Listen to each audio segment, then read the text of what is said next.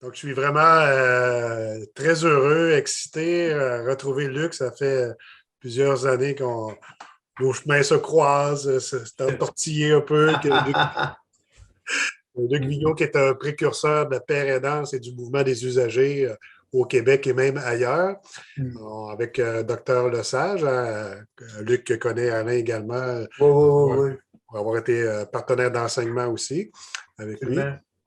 C'est un honneur pour nous de recevoir Luc Vigneault pour ce premier cours de la session, le cours Partenariat patient-médecin en psychiatrie.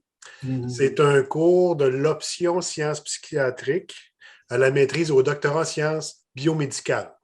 Ah, D'accord? Puis certaines personnes, il y a quelques résidents également, au moins un là, qui se destine à la médecine comme telle. Donc, nous, on pensait que c'était un impératif d'avoir vraiment un porte-parole, un digne représentant du mouvement lui-même, qui va pouvoir nous en parler. Et je pense que tu as préparé un soutien visuel sous forme d'un PowerPoint, n'est-ce pas, oui, Luc? exact. Oui, oui, oui, oui. Donc, c'est ton moment. On te suit, mon cher Luc. Ah! Bon, ben voilà. Merci beaucoup. D'abord, Jean-François, Alain et les autres là, pour l'invitation.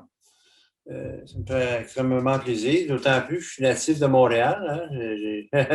Donc, j'ai connu beaucoup de choses à Montréal, les débuts de la maladie, puis le rétablissement. Donc, ça me fait bien plaisir d'être là.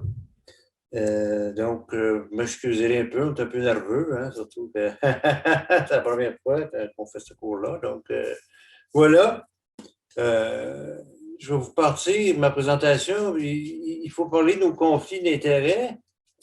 Ben, l'autre jour, j'ai accepté qu'un représentant pharmaceutique paye ma facture de 2 œufs, saucisses, pain brun et café latte. Voilà, c'est dit. Aussi, c'est sûr, je vais vous partager un peu mon vécu, comment que ça a été. Puis pour moi, je vais vous parler beaucoup de rétablissement, de maintenir le cap sur le rétablissement. Puis le rétablissement, c'est comme une course à relais. Hein? C'est que chacun se passe que le témoin, mais le témoin étant les pratiques axées sur le rétablissement. Et moi, je pense qu'une chose qu'il faut retenir là, d'emblée, c'est que on a l'obligation des moyens, mais on n'a pas l'obligation des résultats. Hein? C'est-à-dire qu'on doit offrir, pour moi, tout le monde qui met le pied dans les services de santé mentale a droit à recevoir des services axés sur l'établissement, mais le résultat, hélas, ne nous appartient pas. Donc voilà, Jean-François m'a présenté là, dans un petit mémo aussi, là, mais peut-être juste vous rappeler que bon, je suis père aidant, conférencier international, etc. Je fais de la recherche comme patient partenaire. J'en fais beaucoup, là. C'est pas, c'est quelque chose que je me suis destiné beaucoup, là, ces temps-ci. J'adore ça. C'est le fun de découvrir des choses, mais en même temps d'avoir des outils tangibles pour promouvoir le rétablissement. C'est par les résultats de recherche. Voilà. J'ai été parrainant, consultant à la direction santé mentale des programmes clientèle et dépendance du CIUS de la capitale nationale. C'est-à-dire que j'étais un membre à part entière du comité de direction clinique, puis le comité de direction de gestion. C'est quelque chose, là. On se réunit régulièrement, 2, 3 fois par semaine, pour prendre des décisions qui vont avoir des impacts majeurs sur les usagers. Et c'était la première fois au Canada qu'un patient, un usager, j'ai aucun diplôme universitaire, moi, en passant. J'ai été engagé pour mon savoir expérientiel. Ma job, c'était tout le temps d'apporter le point de vue des utilisateurs de services, mais aussi de nous apporter le point de vue de l'impact que les décisions peuvent avoir sur les gens. C'est une chose qu'il faut retenir, là, le patient est le seul expert des conséquences de la maladie sur sa vie. Donc, c'est un aspect qu'il faut c'est important tenir compte. Puis bon, j'écris des livres aussi. Là, J'ai écrit un cap sur le rétablissement. J'ai écrit Je suis une personne, pas une maladie. J'en ai un aussi où j'ai collaboré avec Jean-François aussi, qui a collaboré dans le livre de la Père aidance, co-dirigé par Nicolas Franck puis Caroline Sellard. Caroline, c'est celle qui est à droite de moi. Oui, oui. Donc, c'est cela. Donc voilà, comme je l'ai dit tantôt, moi, comme père aidant ou patient partenaire, je suis diplômé de l'École de la folie. C'est important, ça a toujours été quelque chose qui était fondamental. Quand tu es père aidant, tu n'es pas un infirmier avec une expérience de maladie, tu n'es pas un éducateur spécialisé avec une expérience de maladie. Le père aidant, c'est une profession en soi, c'est un métier. Et ça, c'est bien important de maintenir ça. On n'engage pas les gens pour le savoir académique. Ça, il y en a beaucoup. Puis ils le font très bien. Nous, c'est vraiment par le savoir expérientiel. Tu sais, quand le poche est affiché, là, la première fois, ça marqué doit avoir une maladie mentale. Oui, c'est moi ça. Donc, voilà, c'est important. Puis je me souviens, quand j'ai négocié les salaires la première fois, la question, c'est comment ça vaut une maladie mentale? Hein? Parce que toutes les conventions collectives sont basées sur le savoir académique. Puis là, oups, on change le bord. Là, c'était tout une fois, toutes des belles négociations. Donc voilà, moi, ben, je dis tout le temps que je ne suis pas comme les autres. J'entends souvent dire les usagers, ça, c'est des gens comme les autres. Non, moi, non. Sur le plan juridique, oui, on est pareil. Mais dans la vie de tous les jours, non. Moi, je ne suis pas comme la majorité des gens. Je vis qu'un handicap qui est lourd de conséquences dans ma vie. Puis comme vous pouvez voir, là, 80% des handicaps ne sont pas visibles. Donc, puis c'est très difficile pour les gens de vivre avec ces handicaps invisibles-là. Parce que c'est pas reconnu. C'est difficile d'avoir des soins et des services quand ton handicap n'est pas reconnu. Par contre, on est performant, ça c'est sûr. Mais il reste que, tu sais, comme moi, je suis racheté avec des troubles cognitifs importants. La mémoire, la concentration, ben ça, c'est un handicap dans la vie de tous les jours, là, et qui n'est pas visible. Puis, et on peut se faire taxer des fois d'être paresseux, de se foutre des choses. Non, non, non, non. On a vraiment notre intellect qui a été affecté par la maladie puis par la médication aussi. Donc, ça, je voulais en parler d'entrée de jeu. Donc, voilà. Moi, quand j'ai commencé à être malade, j'ai 61 ans aujourd'hui. Pas aujourd'hui, j'ai 61 ans cette année. Et j'ai commencé à être malade, j'avais à peu près 17 ans. J'ai commencé à entendre des voix, commencé à avoir des hallucinations. Et à jeun, c'est important de le dire, donc un phénomène que je ne comprenais pas trop. Vivait beaucoup de retrait social, d'isolement. Tu ne parles pas de ça avec tes camarades de classe. Hein? Toi, est-ce que tu entends des voix, tu ne parles pas de ça. Moi, comme j'ai dit d'entrée de jeu, je suis natif de Montréal, puis j'habitais tout près de Louis-Hippolyte Lafontaine. Moi, quand j'étais petit, c'était à Saint-Jean-de-Dieu, imaginez, c'était l'asile, on appelle ça l'asile. Et évidemment, j'avais, comme tout le monde, beaucoup de préjugés face aux gens qui résidaient à Saint-Jean-de-Dieu.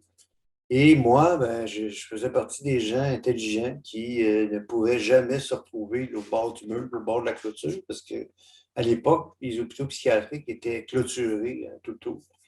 Donc, on dirait que ça sécurisait les gens. Hein. C'était l'autre bord de la clôture, c'était ouf, je suis pas fou. Quand tu étais à l'autre bord, c'était pas drôle. Et je me souviens, quand à l'annonce du diagnostic, quand j'étais jeune, c'est fini. La vie est finie. Ça s'arrête là. Avoir une schizophrénie, tu ne peux pas travailler, tu ne peux pas avoir de famille, tu ne peux pas avoir de vie sociale. Ta vie est déjà toute orchestrée, à bercer, à prendre des pilules. C'est pas très, très stimulant quand on te présente ça comme ça. Ça explique pourquoi il y a eu beaucoup de gens qui se sont suicidés à l'annonce du diagnostic, quand on dit que ta vie est finie. Mais voilà.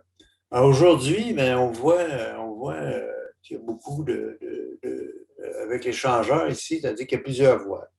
Il n'y a pas une seule façon de se rétablir. Il n'y a pas de recette de muffin, puis pour salade, voilà le rétablissement. On a quelques repères que la science nous apporte, mais il n'y a pas de voie importante. Ça m'amène, tu sais, je l'ai marqué, l'effet Pygmalion, là, qui est la prophétie autoréalisatrice.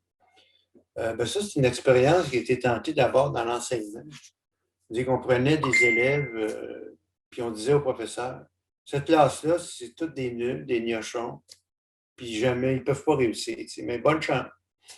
Alors, vous doutez bien que, évidemment, tout le monde coulait, personne ne passait. Et dans la mi-session, on prenait un autre prof en disant, eux, c'est que des génies. C'est des gens extraordinaires. Alors, vous doutez bien que les mêmes élèves qui ont tous coulé à mi-session ont été numéro 1 à l'autre parcours de la session. Fantastique, hein? Juste par la perception qu'on a des personnes, ça change tout. Alors, moi, j'ai travaillé dans l'hôpital psychiatrique à Québec, Robert Giffard, ou l'Institut universitaire santé mentale de Québec, pour ne pas le nommer. Puis on avait, comme à l'OIH, on avait des départements de longue durée. Et quand un nouvel employé arrivait, la première chose qu'on lui disait, les gens ici, ben, si on finit, ils ne pourront jamais sortir, ils ne pourront jamais intégrer la société. Alors, la prophétie se réalisait, puis personne sortait de là. Et un jour, ben, le gouvernement a décidé de sortir les gens de là, des gens qui étaient là, imaginez, depuis 20, 30, 40 ans. Et tout le personnel disait c'est impossible, on ne peut pas réussir. Ils étaient mindés à ça. Si bien qu'ils ont dit, ouais, qu'est-ce qu'on fait avec ça? Si bien qu'ils ont sorti le personnel, on les a réaffectés ailleurs. Et on a pris des jeunes qui sortaient de l'université, on les a mis sur l'unité, et eux, ils croyaient en leur disant, tout le monde ici peut intégrer. Et la prophétie s'est réalisée. Ça leur a pris 3 mois pour réintégrer 120 personnes, imaginez. Et ça a été un succès à 100%. Ils ont même dit aux gens, écoutez, on vous garde, il y a des lits ici qui sont réservés pour vous. Et si vous voulez revenir à l'hôpital, un coup de téléphone, il y a un fast-track, vous revenez, il n'y a pas d'urgence, il n'y a pas de billet médical, vous revenez, tu sais, pour sécuriser les gens. Et croyez-moi, personne a demandé la fast-track. Personne n'a demandé de revenir à l'hôpital. Juste comment vous dire que quand tu es entouré de gens qui croient en toi, puis quand tu es entouré de gens qui ont, comme je vous le dis, l'obligation des moyens, ben, les résultats sont là. Donc, voilà, c'est ce que je voulais vous partager.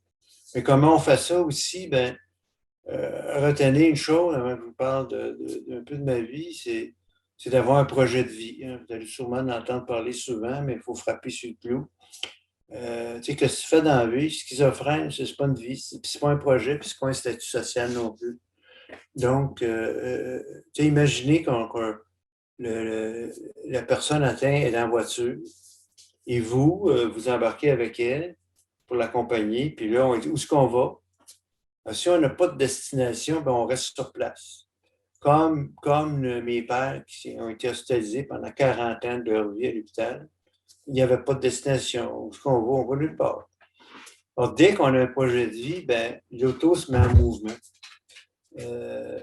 Puis, rappelez-vous, c'est pas important d'atteindre le but. C'est comme la recherche. Hein? Souvent, c'est pas les résultats qui sont importants. Qu'est-ce qui est important? C'est le processus qu'on a mis pour se rendre. Ça, c'est des acquis qui ne se perdent jamais, jamais, jamais, jamais, comme en recherche. Donc, les gens doivent se préparer à aller vers leur projet de vie, etc. Donc, ils ont des acquis. Et ces acquis-là, mais ça leur reste, même s'ils n'ont pas atteint. Et puis, nous, comme intervenants, on doit appuyer les gens dans leur projet de vie sans réserve, selon leurs valeurs à eux. C'est pas à nous, selon nos valeurs. Excusez, ça va. C'est pas à nous, selon nos valeurs à nous. C'est que Patricia Deegan, qui est aussi une pionnière de l'établissement elle-même, atteinte de schizophrénie et a un doctorat en psychologie. C'est pas à nous à décider qui va se rétablir ou pas. Non, on n'est pas Dieu. Ça ne nous appartient pas. Donc, il faut aller dans ce sens-là. C'est ça qui m'est arrivé, moi. Donc, moi, quand j'ai commencé à avoir des troubles mentaux, comme je l'ai dit, j'étais 16-17 ans. Puis, j'avais lu une phrase d'Henri Laborit, qui est l'inventeur des neuroleptiques, des antipsychotiques, qui disait « Devant l'épreuve, on a 3 choix. Combattre, ne rien faire ou fuir. » Ben moi, ma vie, comme bien des autres, a commencé par la 3e option, c'est-à-dire fuir. Fuir la réalité. Ne pas croire qu'on a une maladie. Mais c'est tellement réel, nos hallucinations, qu'on ne peut pas imaginer, mais 30 secondes, que c'est pas vrai. D'une part, donc, et évidemment, j'étais tellement mal, tellement souffrant. J'avais une boule ici. J'avais pris un scalpel pour me sortir cette boule de souffrance-là. C'est invivable. Que j'ai commencé à consommer des drogues très jeune. Et c'est comme ça, la fuite a été dans la drogue pour moi, qui a duré quand même quelques années. Évidemment, la drogue a fait en sorte que mes problèmes de santé mentale ont explosé. Puis le paradoxe en même temps, c'est que souvent, ça m'a sauvé la vie. Probablement que si je n'avais pas tombé dans la drogue, je me serais suicidé. Ici, je ne sais pas. Mais c'est un paradoxe quand même. C'est sûr que je ne recommande pas à personne d'essayer ça, là, mais c'est quand même le dire. Donc, comme je vous disais, j'ai commencé à avoir ces troubles mentaux-là, j'ai abandonné l'école, j'avais beaucoup de souffrance. Bon, j'avais des jobs, je les perdais beaucoup, évidemment, je ne perdais pas mes jobs. J'étais bizarre, j'étais vraiment bizarre, renfermé sur moi-même, un peu timide. Mais malgré tout ça, j'ai rencontré quelqu'un pour voir qu'elle aimait les gens timides. On s'est mariés, j'avais 20 ans. Évidemment, le mariage n'a pas tenu, mais parce que pour la maladie mentale, mais j'ai quand même eu 2 enfants. Je suis très, très content. J'ai 2 enfants qui sont dans la quarantaine aujourd'hui, imaginez. Donc, ça n'empêche pas les gens malades d'avoir des enfants. Et non, eux n'ont pas la maladie. C'est la question qui vous tracasse. Donc, évidemment, après ça, comme je vous dis, je perdais mes jobs, je perdais mes logements, j'errais beaucoup, je consommais. À un moment donné, je me suis mis à vendre la drogue pour payer tout ça, parce que ça coûte extrêmement cher. Donc, je suis devenu un homme d'affaires. Et donc, à commencer à vendre la drogue. Rencontrer des gens que j'appelle des pharmaciennes tatouées qui travaillent de nuit. Donc, des gens aussi qui me vendaient ces substances-là, qui étaient un peu d'autogestion de la maladie. Donc, c'était très difficile, comme je vous dis, puis je refusais carrément d'admettre que j'ai une maladie. Puis en même temps, je ne voulais pas aller à l'OIH parce que je n'étais pas fou. Hein? Ceux qui sont là sont fous, mais pas moi. J'ai commencé à aller voir des médecins sans trop dire, sans trop parler des voix. Bon, évidemment, on me donnait des traitements qui n'étaient pas adéquats à ce que j'avais. C'était bien sûr des calmants, des trucs comme ça. Des antidépresseurs, mais bon, ça fonctionnait pas. Puis jusqu'à un jour aussi où tout a craqué, tout a basculé. Ma famille était sans nouvelles de moi depuis plusieurs jours. Ils m'ont cherché. Ils ont commencé à faire tourner des bars où j'allais. Ils ont fait une petite enquête. Et oui, ils ont fini par me retrouver. Puis là, ben, ils m'ont parlé de souffrance. Ça, ça me rejoignait beaucoup. Ça m'a toujours resté, ça. J'étais père aidant à la clinique des premières psychoses à Québec. Les jeunes, hein, de 18-25 ans. Leur parler de maladie mentale, ben, ils vont fuir comme des chevreuils à l'orée du bois là, qui voient des spots de char. Hein. Ça ne donne rien de rentrer de force dans la gorge, puis on a une maladie. C'est inutile, perte de temps. Plus tard, on verra ça plus tard. Pour l'instant, la façon qui réussit bien de les rejoindre, c'est parler de souffrance. Moi, en tout cas, ça a marché, puis ça marche pour les autres. On va parler de la souffrance, puis on peut vous aider à enlever un peu de souffrance. Ah, ça, ils sont écoutants comme moi, je l'ai été. J'ai décidé de les suivre, puis d'aller à l'hôpital. Évidemment, je ne voulais pas aller à l'OIH, c'était pas question. Je suis allé à Maisonneuve-Rosemont, pour ceux qui connaissent l'Est de Montréal. Et là, on m'a demandé mon code postal, comme chez Bureau en gros. Puis, bon, moi, mon code postal correspondait à l'OIH. Ça a été des grosses négociations pour m'envoyer là-bas. C'était pour moi mon premier contact avec la stigmatisation. C'est de la stigmatisation un peu simple de dire toi, on ne veut pas ici, va là-bas. Alors que n'importe quel soin médicaux dans n'importe quelle partie du corps, vous allez à Rouen, à Rimouski, à Montréal, on va vous accueillir avec un grand sourire, on va vous donner les soins, sauf en psychiatrie. Oui, oui. Donc, j'ai fini par aller là-bas, à l'OIH, puis je suis arrivé là, c'est gros l'OIH, c'est imposant, des gros bâtiments, ça fait peur. Il faut le dire, ça fait peur. Quand tu arrives là, puis évidemment, l'urgence est très bien gardée. Des gardes de sécurité, etc. Et tout ça te fait penser que, là, je suis dangereux, moi. Hein? Je ne savais pas, mais là, je pense que je commence à y penser. Là, tu réfléchis, tu dis, les 27 autres portes de l'hôpital sont débarrées et accessibles. Pourquoi celle-là? Il y a des mesures extrêmes de. Je ne suis pas fou. Si je veux quand même être un délit, je ne passerai pas par là, pas câble. Là, alors, c'est tout des réflexions même qui fait que j'ai réagi que le service de psychiatrie reflète la dangerosité extrême qui n'est pas là, qui n'est pas nécessairement là. Je ne dis pas que les gens ne sont pas dangereux, c'est pas ça que je suis en train de dire. Mais ça reflète aux patients puis au personnel, c'est dangereux ici. Hein? Et quand je suis arrivé à l'hôpital, les horloges, quand je travaillais à l'hôpital, les horloges étaient vissées d'une barre de métal dans le mur. J'ai demandé aux gens pourquoi que c'est vissé. Ah, pour le danger. OK. Et là, j'ai dit, OK, dans vos statistiques, il y a eu combien d'horloges arrachées du mur au cours des 10 dernières années? Ben, ils ont fouillé, ils ont revenu, ils ont dit zéro. Il n'y en a pas. Mais pourquoi vous mettez ça? Au cas. Ah. Mais au cas, là, on ne gère pas des services avec au cas. On gère des services avec la science. Qu'est-ce que la science nous dit? Ben, la science nous dit que oui, il n'y a personne qui arrache l'horloge. Ça a été pareil, à un moment donné, il y avait, vous savez, on avait des bols de toilette en blanche, là, puis on voulait installer des bols de toilette en stainless steel comme des prisons. Je dis, pourquoi vous faites ça? Ah, danger. OK, il y a eu combien de bols de toilette de brisés ici? Ben, ils ont fouillé, zéro. Ben, zéro. Ah bon. Après ça, on a rénové le devant de l'hôpital, puis on a mis un aménagement floral avec des petites roches. Puis les services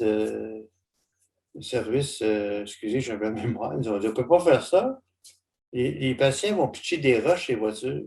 Hein, qu'est-ce que c'est ça, cette mentalité de cave-là? Ah, c'est des caves. Il n'y a pas d'autre mot, c'est des caves. Évidemment, il n'y a personne qui a pitché de roches sur les voitures. Ça, c'est ce que j'appelle l'héritage asilaire. La gestion de risque qui s'appelle. Moi, là, j'ai trouvé le mot. M'excuse ceux qui travaillent là, mais vous êtes pogné qu'un héritage asilaire qui n'a pas de sens, qui n'a pas de bon sens, qui est anti-rétablissement, qui considère tout le monde comme des gens d'une dangerosité extrême, alors que c'est pas ça pantoute. Donc, voilà, ça a été mes contacts avec la psychiatrie, comme patient, puis comme travailleur aussi. Donc, voilà. Donc, à un moment donné, c'est ça, pour venir à l'OIH, ils m'ont gardé. Hein, ils ont dit, ils m'ont accueilli. premièrement, ils m'ont accueilli dans une pièce. Puis moi, j'étais en jaquette, tout nu en dessous d'une jaquette, sur une petite chaise. Et le médecin avait sa grosse chaise avec le résident, puis avec l'infirmière. Puis, écoute, il était à 5. Moi, je suis tout nu sur une petite chaise. Les autres sont 5. J'étais bien vêtu, bien habillé. C'était intimidant, là. Hein? Dans les ressources humaines, là, on déconseille ça. Faites pas ça, des entrevues 1-5. Voyons, c'est intimidant au bout. Mais en psychiatrie, ils font ça à des gens qui sont désorganisés. Moi, je ne comprends pas. Je comprends pas. Bref, évidemment, la discussion était difficile. Et puis, ils m'ont dit, bon, ben, on va vous garder. Là, juste parenthèse, je donne des cours aux résidents 4 à l'Université Laval, puis des fois, je lui dis, cet après-midi, atelier pratique. On en met un tout nu qu'une jaquette, on s'assied en rond, puis on essaie de discuter. Généralement, ils ne veulent pas. Ils veulent pas. Mais c'est pour démontrer que ça n'a pas de bon sens. Moi, j'ai toujours refusé de discuter avec un patient. Toujours. Habillez-les. Il n'y a pas un ongle incarné. Il ne se fera pas opérer au cœur. Habillez-les. Parce que c'est un des fondements du rétablissement, c'est un rapport d'égal à égal. Ça, c'est important de l'avoir. Donc voilà, j'étais hospitalisé. Le lendemain, ils sont venus me voir en disant, bon, ben, vous avez bien dormi. Et dans ma tête, et avec ce que vous m'avez donné, c'était assez difficile de ne pas dormir. Je peux dire que j'étais knocké pour de bon. Là, ils ont dit, bon, ben voici carte d'hôpital, prescription, prochain rendez-vous, blablabla. Là, je suis sorti de là, j'ai appelé ma soeur, disant, ils m'ont libéré. Ma soeur ne comprenait pas. Tu sais, aujourd'hui, dans la recherche, j'ai appris qu'un patient avec un médecin, il retient 17% de la conversation. 17%. Ça n'a pas de bon sens, ça non plus. D'où l'importance soit d'être accompagné ou de remettre les directives par écrit aux patients. Tu sais, une psychiatre avec qui je travaille, quand je faisais Appalaches, pardon, ça s'appelle Sarah Landry, je peux la nommer. Elle remet systématiquement à chacun de ses patients qu'elle note les directives, les suggestions. Parce qu'elle sait très bien qu'en sortant de là, son patient ne s'en souviendra pas. Donc, c'est toutes les petites choses que j'ai appris à faire. Donc, je suis sorti de là et puis, bon, j'ai vécu le phénomène de la porte tournante. J'ai changé de région, je suis allé me faire soigner ailleurs. Puis, dans une autre région où je suis allé, tu sais, je m'étais rendu par moi-même, je voulais avoir des soins. On m'a dit, on va vous garder. Moi, je ne voulais pas rester. J'étais un peu délirant, faut dire, mais peu importe. Alors, je me suis levé pour sortir. Et là, j'ai entendu code blanc à l'urgence. J'ai fait code blanc à l'urgence. Bon, je ne sais pas c'était quoi. Puis là, j'ai vu courir 5-6 gros gaillards dans le corridor de l'urgence que j'ai surnommé affectueusement une équipe de football. Parce que moi, je croyais qu'ils s'en allaient jouer au football. Sérieusement, dans mon... Tu sais, je me suis tassé pour les laisser passer. Mais j'ai vite réalisé que le ballon, c'était moi. Et oui. Et ça, c'est un moment des plus traumatisants de ma vie. Tu sais, moi, je m'en vais là pour chercher des soins. Puis la réponse qu'on me donne, c'est une agression physique. J'ai été traumatisé, là, épouvantable. Évidemment, il y a une bataille qui a eu lieu. On m'a déshabillé. On m'a donné une injection d'Aldol à libération rapide des fils. Ça fait mal comme le bâtard, c'est épouvantable. Le lendemain, tu te réveilles avec la bouche pâteuse, tu as mal à la tête. Et c'est souvent le premier contact qu'on a avec les injectables. Fait que, après ça, quand on veut nous proposer un injectable, c'est no way, non. Ça, c'est une autre affaire qu'on pourra en discuter. Bref. Aujourd'hui, il y a la formation Oméga, Dieu merci, dans laquelle on pacifie la crise, dans laquelle on intervient non pas sur le geste que la personne est en train de poser, c'est-à-dire fuir l'hôpital, mais bien sur l'émotion qui l'habite. Et ça fait toute la différence au monde. Et dans 99% des cas, on n'a pas besoin d'intervenir physiquement. Hein. C'est juste avec le dialogue et la négociation qu'on réussit à calmer le jeu puis à éviter le traumatisme. C'est ça qui est important. Parce que la clinique des premiers psychoses, la première chose que les psychologues doivent travailler avec les jeunes, c'est le traumatisme qu'ils ont subi à l'hôpital. Tu ne peux pas travailler l'établissement, tu ne peux pas travailler les soins. Il faut d'abord que tu t'occupes de ce traumatisme-là parce qu'il, tout comme moi, ils ont resté qu'une peur épouvantable des intervenants, une peur épouvantable du système. Donc, je me disais, pourquoi qu'on ne fait pas une approche traumatisme zéro? Hein? Je suis conscient des fois qu'il faut maîtriser les gens, je le sais. Mais on peut le faire de façon intelligente. Traumatisme zéro, c'est parce que ça interpelle les deux clans. Parce que moi, j'ai vu des intervenants traumatisés d'avoir fait ça. Donc, c'est difficile de traumatiser les intervenants puis de traumatiser le patient en même temps. Tout le monde va être gagnant. Donc, bref, je voulais juste vous faire part de comment on est, en dépit de la bonne volonté des gens, en dépit que c'est des travailleurs extraordinaires qui sont dévoués, mais qui sont pognés dans un carcan qui appelle encore l'héritage en direct, qui sont pognés là-dedans. Ils ont comme de la misère à sortir de là.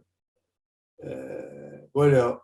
Puis, je vais vous faire grâce sur l'unité de soins, comment c'était. Comme je vous dis, c'est du monde bien fin, c'est pas là le problème. Mais sauf que c'est pas évident là, de vivre sur une unité psychiatrique avec les règles qui sont d'une dureté incroyable. On n'est pas des détenus là, non plus. Et, on est des gens malades. On ne punit pas la maladie. Non, on les accompagne. Bref, ça pour dire qu'à un moment donné, à force de me chicaner avec mon équipe soignante, ben, ils m'ont transféré à une autre équipe de jeunes, de gens qui sont même à me parler de rétablissement. Je n'ai aucune idée de ce que c'était. Moi, je t'assure que ma vie était finie, j'en étais convaincu. Là, je vous ai épargné les tentatives de suicide que j'ai faites parce que c'est pourquoi vivre? Pourquoi vivre si ma vie finit? Pourquoi vivre s'il n'y a rien à faire?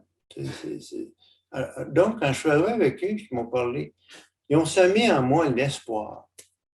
Et c'est la première fois de ma vie de malade, je peux employer l'expression, où j'avais l'espoir. Puis, je suis content parce que dans les recherches scientifiques, le premier ingrédient du rétablissement, ben, c'est l'espoir. Hein? Il faut donner l'espoir aux gens d'une vie meilleure, sinon ça n'a pas de bon sens. Là, donc, et c'est possible aussi. C'est ça qui est important. Fait ils m'ont dit, Luc, nous, on ne gère pas les symptômes ici.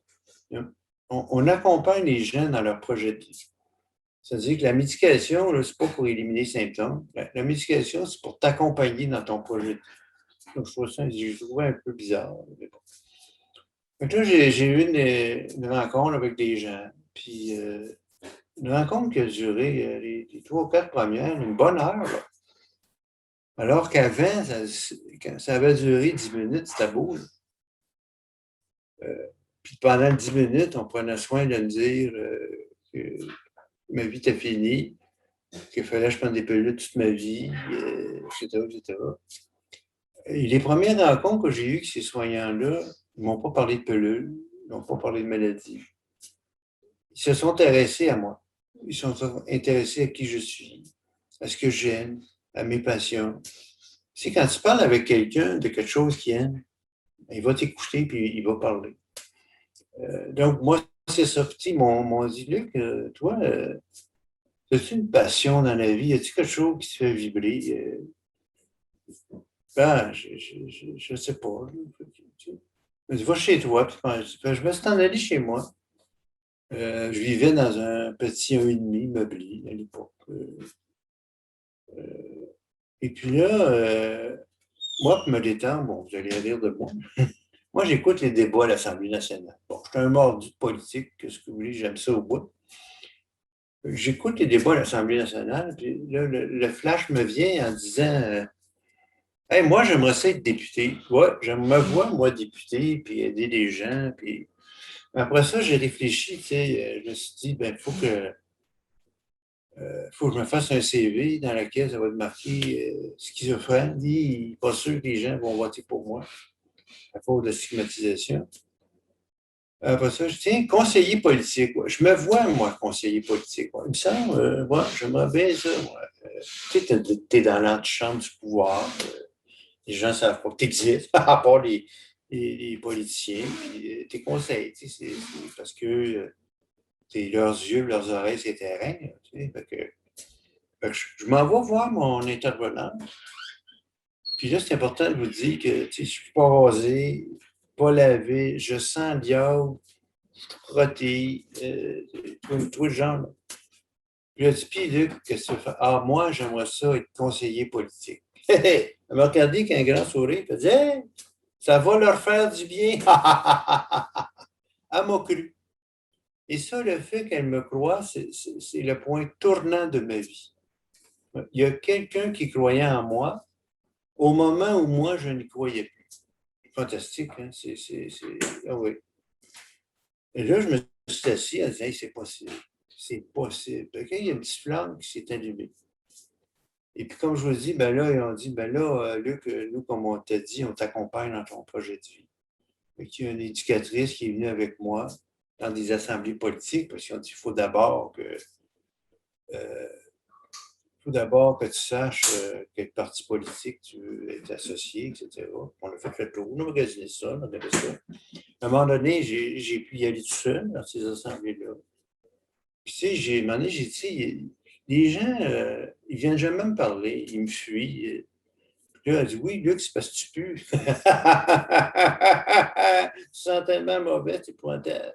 Ah, mais là, j'ai commencé à me laver parce que ça faisait sens pour moi. J'ai commencé à me laver parce que là, c'était pour un résultat concret important. C'est tout ce temps-là que je me lave, d'ailleurs. Donc, ça m'a permis que les gens viennent me voir, ça m'a permis de me rapprocher des gens. À un moment donné, bon, j'ai vu qu'une fille s'intéressait à moi, bon, moi aussi. Mais là, tu sais, ça fait tellement longtemps que j'ai creusé. Que là, je suis allé dans un. Je me suis dit, tiens, si je l'invitais chez moi, dans mon petit 1,5, puis je faisais un repas. Ben, fantastique, bonne idée. Euh, fait que là, je suis allé dans un organisme communautaire en disant, tu sais, tes ateliers de cuisine que tu me fais chier depuis 4 ans, là, là ça m'intéresse. Là, tu sais, ça avait un lien avec mon projet de vie à moi. Fait, allons-y. Euh, voilà, je veux juste vous dire que les ateliers qu'on offre aux usagers, aux patients, il faut que ça ait un lien avec son projet de vie. Sinon, c'est pas intéressant. Bon, bref, j'ai suivi ces cours-là. Après ça, ben, j'ai fait un ménage dans mon petit 1,5. Avant, je faisais jamais de ménage. Pourquoi? Parce que je n'avais pas de visite. Puis, les gens qui venaient voir, c'est des amis payés. Les amis payés, c'est l'infirmière du CLSC, c'est la travailleuse sociale de l'hôpital. On fait, là. Ils sont payés, venez chez nous. Et là, j'avais quelqu'un de pas payé qui venait chez moi. Ah, c'est fantastique. D'ailleurs, à l'hôpital à Québec, quand on disait aux gens qui étaient là depuis 40 ans, demain, il y a un bénévole qui vient vous chercher pour aller au centre d'achat comme vous l'avez demandé. Ah, tout de suite, ce qu'il me disait, je veux prendre un bain. Alors qu'il faut se battre avec eux l'année longue qui se lave. Là, hey, il y a quelqu'un de pas payé qui vient me voir. Ils sont fiers. On est fiers. Là. Donc, on va s'arranger, on va se mettre beau, on va se mettre belle, on va se mettre propre. Ça marche encore, ça. Donc, voilà. Fait que là, la fille est venue chez nous. Bon, on a mangé, blablabla. Puis, un moment donné, on a passé au lit. Bon. Et là, pas d'érection. Imaginez, hein? Bon. Heureusement, elle était très compréhensive. Bon, c'est quand même passé de belle soirée. Mais dans la semaine, j'ai été voir mon médecin traitant, le docteur, le samedi soir. J'ai eu une relation sexuelle, puis pas d'érection. Et avec le docteur, tu sais, je comprends bien, tu aimerais ça avoir des érections. Oui, ça, c'est ça que je viens de dire. Le docteur, il dit ça, lui, c'est un beau projet de vie. On va en parler à l'équipe. T'es-tu malade, toi? Oui, oui, oui, je suis sérieux. C'est un beau projet, ça. J'ai embarqué dans son délire. Fait que là, il était tout là. Puis on a dit, bon, ben Luc, il a un projet de vie, il veut des élections. Alors, tout le monde était content. Hein? Comme je dis, tout le monde s'est mis sur le dossier. Ça dit que l'équipe traitante a sauté là-dessus en disant, hey, il y a un projet concret. Certain qu'on va l'accompagner là-dedans. Parce que n'oubliez pas, ce n'est pas le but qui est important. C'est les acquis qu'on a pour se rendre là. Moi, pour me rendre à obtenir des élections, il a fallu que je m'intéresse d'abord sérieusement à ma médication. Avant, je ne m'en occupais pas plus que ça. Mais là, on m'a expliqué, tu sais, il faut s'en occuper. Ah, OK. Là, j'ai accepté de suivre des formations là, sur la gestion des médicaments. J'ai accepté de participer à des activités physiques. Avant, je ne voulais rien savoir de ça. J'ai accepté un paquet d'affaires qui m'aidaient à soutenir pour l'atteinte de mon projet de vie. Et Dieu merci, ça, ça a eu des résultats parce qu'après, je me suis mis à avoir des élections. Donc, c'est ça quand j'entends soutenir quelqu'un pour son projet de vie. La maladie, c'est pas important. Quand tu fais de la réadaptation. Donc, les gens m'ont accompagné là-dedans. Ils m'ont aidé. Puis, tout le monde a collaboré. C'est ça qui est le fun. Tout le monde a collaboré, puis tout le monde m'a soutenu là-dedans. Bref, moi, c'est un peu comme ça que j'ai commencé à me rétablir. Quand je vous disais, entouré de gens qui croyaient en moi, qui croyaient au rétablissement, puis qui l'ont mis en application, comme c'est écrit dans la littérature scientifique. Puis après ça, ben, ça m'a donné le goût de le partager. Je me suis mis à faire des conférences, puis les jeunes me voir, puis me demandaient beaucoup de rendez-vous confidentiels. C'est comme ça que j'ai commencé à devenir parrain. Ça n'existait pas, on n'avait jamais entendu parler de ça. Moi, selon nos recherches, j'étais le premier parrain au Québec en santé mentale, rémunéré. C'est ça qui est payé pour faire ça. Parce que ça fait du bien aux gens. Le fait de se sentir compris, c'est que le parrain aidant, il ouvre la clé de la voûte pour permettre aux intervenants d'y entrer. Souvent, c'est ça. On n'est pas mieux qu'un autre intervenant, c'est pour ça que je dis, on a chacun nos spécificités. Je vais juste changer parce que le temps file aussi. Fait que donc, tu sais, je me suis fait un plan. Un plan de rétablissement, parce que tu sais, je travaille aussi pour une ligne d'écoute qui s'appelle Père aidant, j'écoute. Les gens appellent, parlent d'un père aidant, sont en détresse ou pas. Moi, à un moment donné, après 3-4 appels, tu sais, après un mois, là, que les gens m'appellent, me racontent la même histoire, là, avoir un plan. Ça prend un plan, vous sortez de là. Tu sais, c'est ventiler, oui, c'est important. À un moment donné, ça vous prend un plan. Pas de plan, reste sur plan. Bon. Il y en a qui ne sont pas contents, il y a la crotte, pas grave, il y a la tout. Donc, c'est d'avoir un projet de vie. Ensuite de ça, l'important, c'est de créer des alliances avec les gens que vous accompagnez, que vous soignez. S'il n'y a pas cette alliance-là, vous travaillez dans le beurre, c'est ce que vous dire. Au niveau de la drogue, chez les jeunes, on travaille beaucoup avec la réduction des méfaits. L'abstinence totale, ça les fait fuir. Par contre, la réduction des méfaits, on leur disait, tu sais, ça fait 3 fois que tu te ramasses à l'urgence ce mois-ci. Qu'est-ce qui s'est passé? Ben, j'ai pris de la drogue. Ah. Qu'est-ce que tu dirais de prendre de la drogue sans venir à l'urgence? Ah, mais de reste. Puis finalement, ils embarquent là-dedans. Ils finissent par dire, ben, j'en prendrai plus. Le processus il est moins drastique que tu en prends. Ensuite, ben, connaître ses signes avant-coureurs. On a tous des signes avant-coureurs, notre santé mentale se détériore. Elle détériore, donc c'est ça. Ensuite, j'ai marqué ne pas avoir le symptôme interdit, s'il vous plaît, de la souplesse. Tu sais, quand on va dans des centres de crise, on a l'impression d'être dans un monastère, dans le marche pas. Vous pouvez entendre du monde pleurer, crier, quelque chose. Donc, c'est normal d'avoir des symptômes. Donc, il faut le permettre, ça. Ensuite, j'ai découvert comme tout le monde, que la maladie mentale, c'est une maladie du cerveau. Les maladies de poumon, de foie, de rein. Le cerveau, lui-ci, est malade. Puis moi, je peux vous dire que quand tu es en psychose, tu as déjà perdu ta liberté. La maladie t'a emprisonné. La maladie a pris possession de ton être et tu t'appartiens plus. Tu n'es plus maître de toi, tu n'es plus maître de décider. Ce qui fait que ça m'amène à vous parler d'ordonnance de traitement. Il y a beaucoup de récits de gens qui nous disent pourquoi vous avez attendu que je perde ma job, ma femme, mon mari, mon travail, mes enfants, que je me retrouve 50 pas. Puis là, il faudrait peut-être aller chercher une ordonnance de traitement. Pourquoi vous n'avez pas fait ça au début?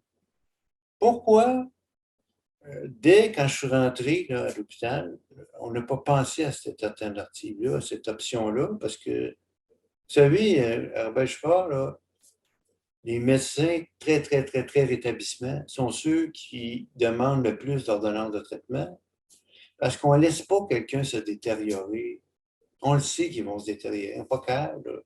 Ils ont perdu leur tête. Ils ne sont plus là.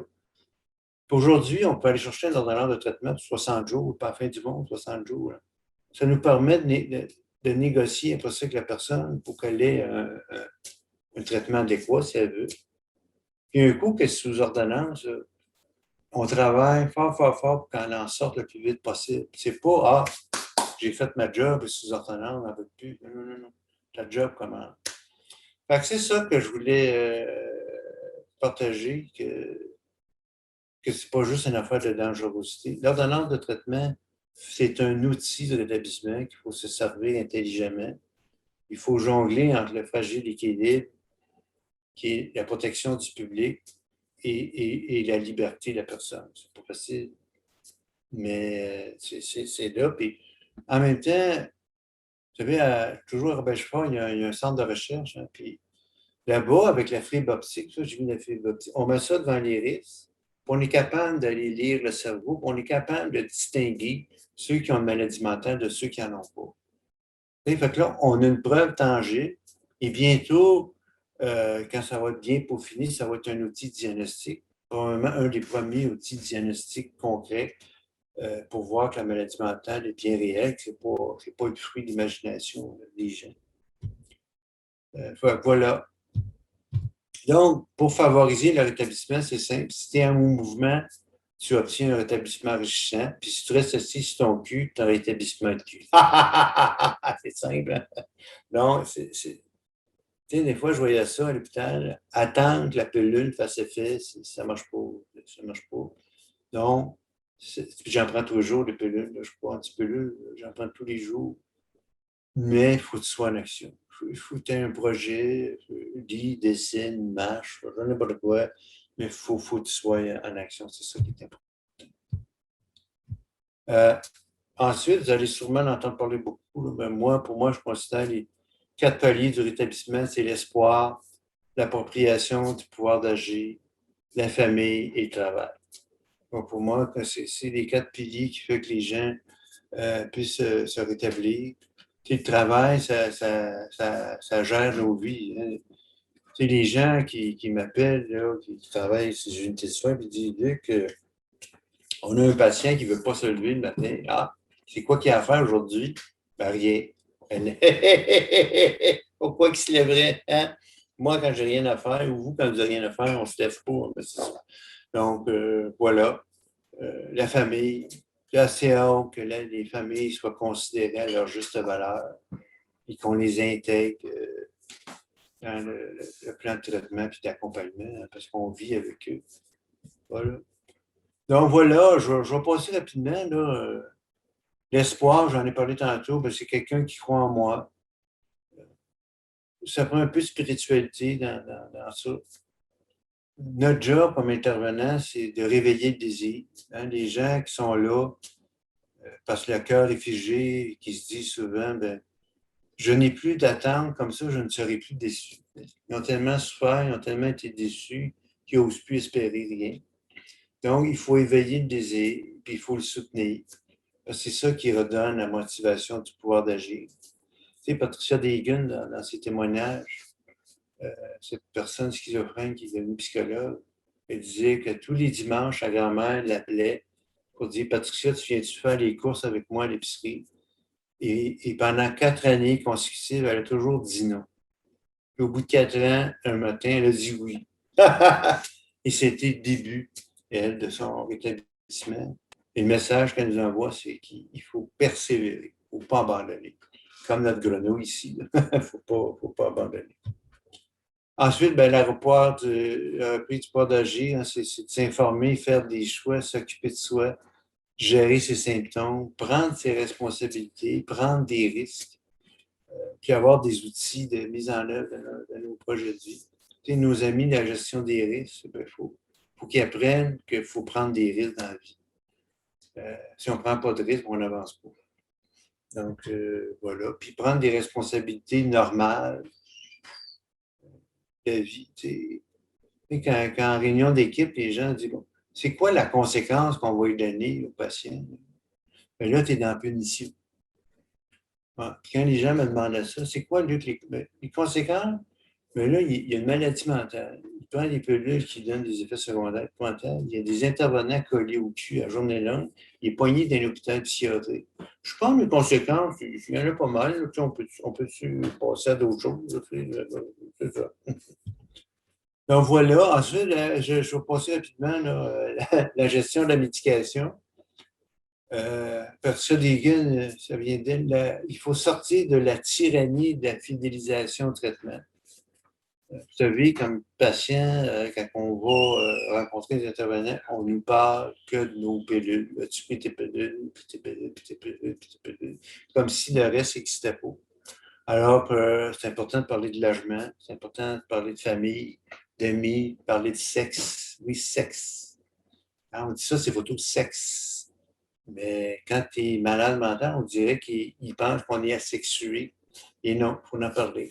Donc, le médicament, pour moi, que je prends tous les jours, c'est un outil, un moyen pour soutenir mon projet de vie. C'est ça, la médication. C'est pas le but.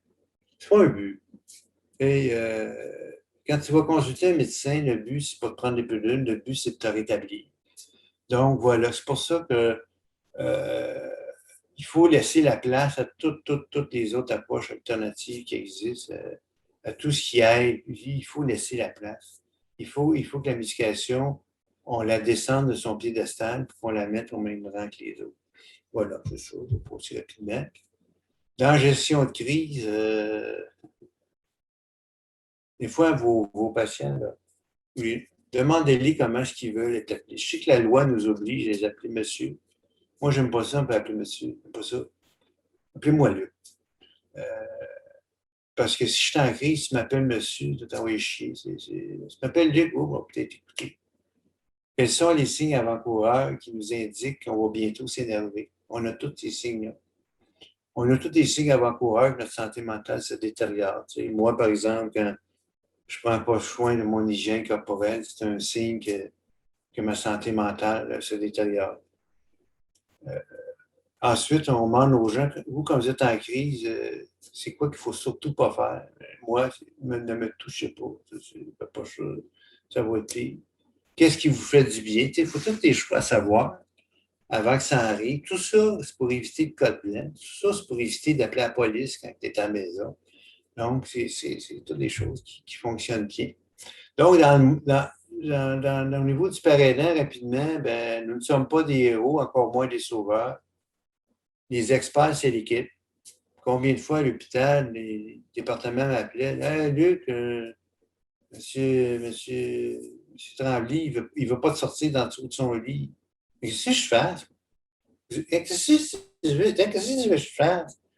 Vous êtes des psychiatres, des psychologues, des travailleurs sociaux, des éducateurs spécialisés, des infirmières. Vous n'avez pas réussi à sortir de... Moi, vous pensez m'arriver là avec une baguette magique? Ça ne marche pas de même. Ça ne marche pas. On n'est pas des héros. Et quand je vous parlais tantôt, il faut créer un lien de confiance d'abord. Je ne peux pas aller voir le patient, mais je ne sortirai pas de là. Il va falloir qu'on discute, qu'on crée un lien de confiance. Puis, mais tu sais, j'ai pas de baguette magique. Dis-moi, excuse-moi, Luc, de t'interrompre. Il te reste beaucoup de diapos. Ouais, on peut passer si tu veux. À moi, tu en as une là, vraiment très importante. J'aimerais ça qu'on ait l'échange qu'on avait. Ouais, c'est ça. Juste rapidement, ne pas négliger la santé physique. Hein. Oui. Par exemple, on sait que les personnes atteintes de schizophrénie, un patient sur deux est atteint d'apnée du sommeil, qui est non investigué. Puis l'apnée du sommeil, on sait que ça amène à la dépression, etc. Donc, je vais juste rappeler ça. Je vais passer vite. La stigmatisation, bon, vous savez, plus la stigmatisation est sévère, ben, plus la stigmatisation est grave. De toute façon, les gens vont avoir ils vont avoir le diapo, hein, Jean-François? Oui. C'est ça. Donc, pour ne pas conclure, quand vous apprêtez à partir en expédition, ne consultez pas une personne qui n'a jamais quitté la maison. C'est beau, hein? Donc, voilà. Je vous dis, vous êtes toutes formidables, puis vous êtes toutes importants dans nos vies, ça c'est vrai. Et merci beaucoup, puis voici mes livres de référence. Si j'ai besoin. Voilà. Merci, Luc. Merci beaucoup. Donc, Bon, super. je parle beaucoup aussi pour les diapositives que j'ai. J'en mets moins. Merci beaucoup, Luc. C'est très enrichissant. Puis ça corrobore un peu la présentation. J'ai moi-même beaucoup parlé. Là. Ben, c'est ça. Autour des étudiants. OK? Qui, on attendait qu'ils vont se présenter les uns aux autres à travers le récit que tu viens de nous faire, puis un petit peu en lien avec la matière déjà vue jusqu'à maintenant. D'accord. Et j'ai vu des gens qui commentaient là, sous forme d'émoticônes, de pourquoi pas y aller verbalement. Soyez pas gênés en vous présentant, s'il vous plaît, à tour de rôle.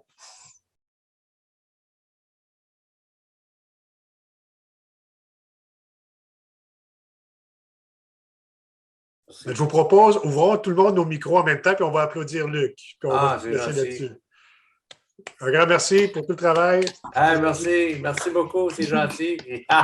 Au plaisir de vous voir. Au revoir tout le monde. Au revoir. Au revoir. Merci. Bye.